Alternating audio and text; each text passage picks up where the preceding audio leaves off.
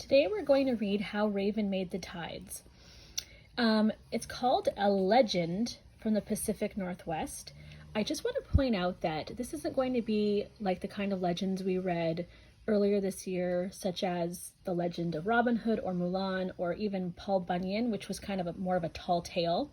In this case, the word legend that they're using, they're referring to that more related to explaining how something in nature has happened. So this is going to be a story that explains how the tides work.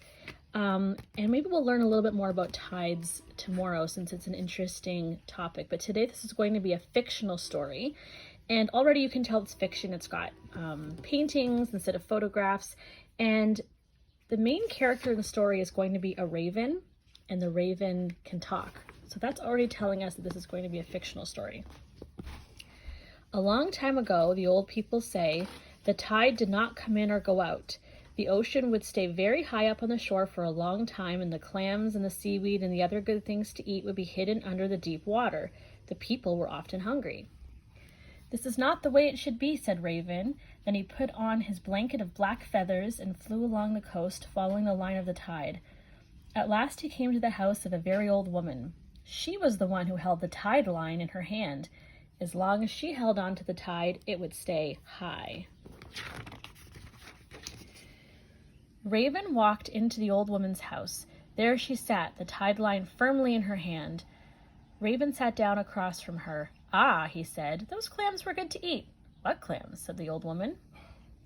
But Raven did not answer. Instead, he patted his stomach and said, Ah, it was so easy to pick them that I've eaten as much as I can. That can't be so, said the old woman, trying to look past Raven and see out the door.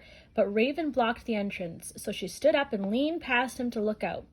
Then Raven pushed her so that she fell through the door, and she fell. As she fell, he threw dust in her eyes so that she was blinded. She let go of the tide line then, and the tide rushed out, leaving all kinds of clams and crabs and other good things to eat exposed. Raven went out and began to gather clams. He gathered as much as he could carry and ate until he could eat no more. All along the beach, others were gathering the good food and thanking Raven for what he had done. Finally, he came back to the place where the old woman still was. Raven, she said, I know it is you. Heal my eyes so that I can see again. I will heal you, Raven said, but only if you promise to let go of the tide line twice a day. The people cannot wait so long to gather good food from the beaches. I will do it, said the old woman. Then Raven washed out her eyes and she could see again. So it is that the tide comes in and goes out every day because Raven made the old woman let go of the tide line. So this might be something that we don't know a lot about living here in Windsor, Ontario.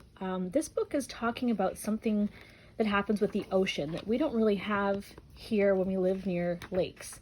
So if you live near the ocean, you already know what tides are. Sometimes the water is very high and comes up really far on the shore. And then sometimes the water is really low and there's lots of beach to see. And so the tides are controlled by the moon.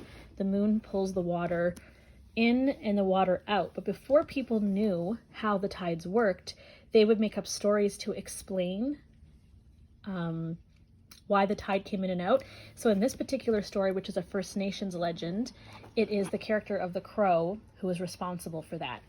And you might notice that the crow does something to the old woman to get her to let go of the tide.